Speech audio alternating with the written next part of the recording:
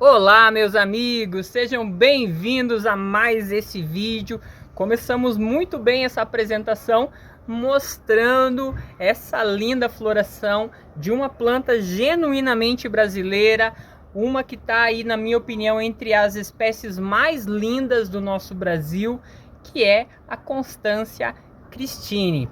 Uma planta maravilhosa que vocês precisam conhecer. E para conhecer, vocês precisam assistir esse vídeo, porque eu vou estar trazendo esse conteúdo ainda inédito, falando sobre essa espécie tão maravilhosa. Então você que está chegando agora, já deixa seu like, compartilha esse vídeo para mais alguém e não esqueça de se inscrever se for aqui a sua primeira vez. Vamos falar então sobre essa espécie, uma espécie brasileiríssima e que vem ganhando assim cada vez mais o coração dos orquidófilos. Então essa é a espécie Constância Christine. Como a gente pode ver, é uma planta bem pequena, a floraçãozinha dela é minúscula, mas tem todo o seu charme, toda a sua beleza.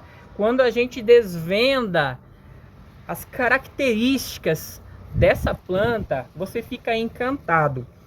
Para a gente começar, a flor dela tem um tom róseo que vai para um lilás mais forte, e esse contraste do róseo, né, do rosa, do lilás, a gente tem no labelo um amarelo que desce parte do labelo até a parte central aqui, a gente pode ver.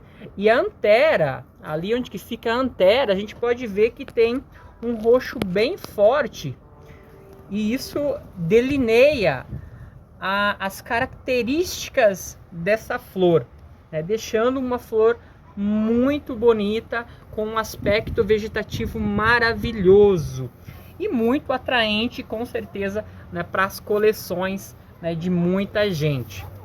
É uma planta de difícil cultivo, não é uma planta fácil, não é fácil de ser encontrada, e é uma planta que ainda é pouco difundida, né, no meio orquidófilo, e por isso há essa dificuldade até mesmo de ser encontrada. É uma planta pequena, robusta. Na natureza ela vive em regiões de altitudes de 1.000, 1.200 metros de altitude, e geralmente vegeta sobre rochas, podendo ser encontrada na estrutura das velósias, mas é uma planta em grande maioria rupícola, gosta mesmo de vegetar em rochas.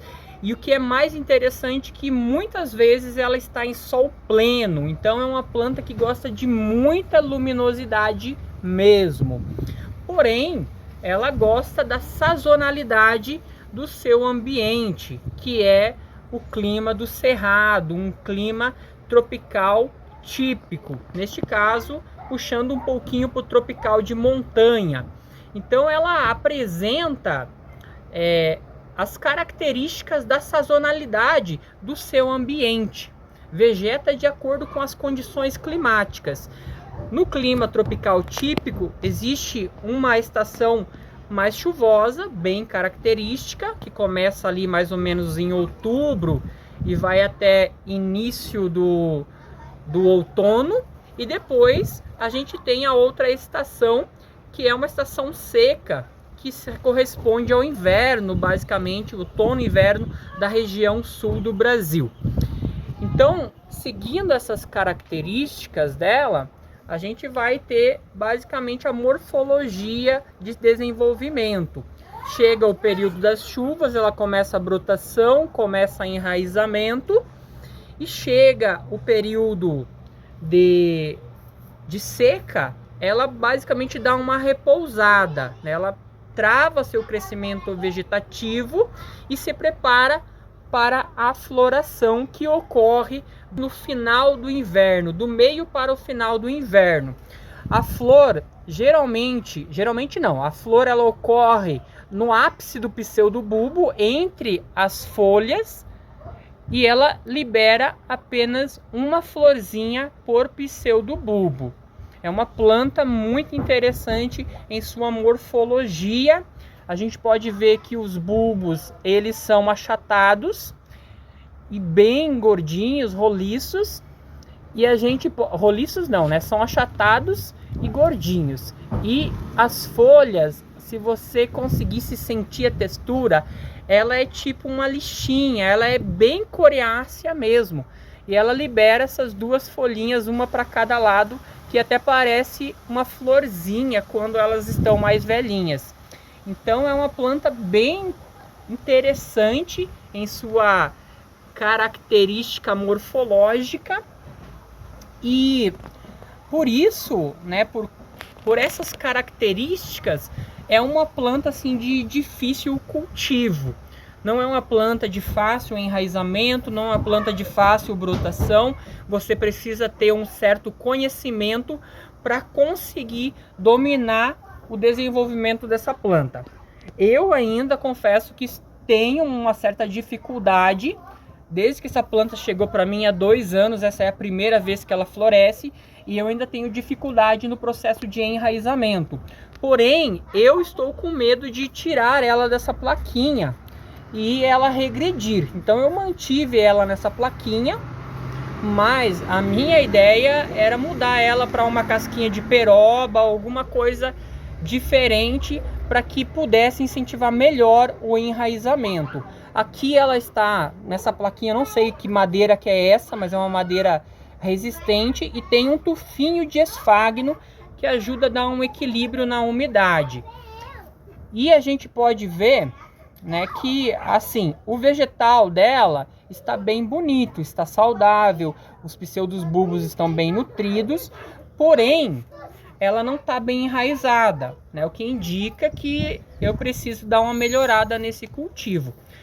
Eu não indicaria vocês cultivarem ela na brita, embora ela seja uma planta rupícola, porque ela é uma planta de pequeno porte. Então, para você cultivar ela em um material rochoso, ele tem que ser único, né? Então, ele tem que ser uma placa de granito ou um material, né, que você consiga acoplar toda a planta em uma única estrutura, porque senão com certeza você vai ter problema, uma vez que essa planta ela é uma planta assim que tem uma certa dificuldade no seu cultivo. Prefira cultivar ela em placas de madeirinhas do que arriscar cultivar ela em vaso, até mesmo com esfagno e casca de arroz. Eu já tive a experiência com uma outra espécie, que é a cipoensis. Na casca de arroz e no esfagno, elas não se desenvolvem bem. Pelo menos no meu cultivo não se desenvolveram. Então, se você quer começar a cultivar essas espécies, né, prefira ainda a madeirinha, escolha uma madeira, um sansão, uma plaquinha de peroba, um nó de pinho, que eu acredito que elas vão ir melhor, tá bom? As regas aqui, eu tenho uma certa dificuldade em manter o equilíbrio das regas, mas eu cuido no máximo para seguir o padrão das características do seu ambiente, fornecendo mais umidade no período noturno e menos umidade no período, né, de dia, uma vez que no seu ambiente ela tem essa característica, uma planta de montanha, então à noite faz aquele friozinho, cai o sereno e acaba hidratando ela. De dia já faz aquele vento, aquele calor escaldante e acaba, né, ressecando a planta e tal. Então ela gosta dessa característica mesmo. É assim que ela vegeta na natureza, com o solzão forte e com pouca baixa umidade, tá? E aí chega o período de outubro, ela começa a receber mais umidade e ela começa o seu desenvolvimento, soltar brotos, soltar raízes, e aí começa o seu ciclo de desenvolvimento como um todo, tá bom? Gente, essa planta eu vou fazer selfie nela, com certeza, vou fazer hoje mesmo, porque senão eu perco a flor e aí eu não consigo multiplicar essa planta para um dia possivelmente disponibilizar ela para vocês, tá bom? Eu espero que vocês tenham gostado do vídeo. Gostou? Deixa seu like, compartilha para mais alguém e até um próximo vídeo. Tchau, tchau, gente!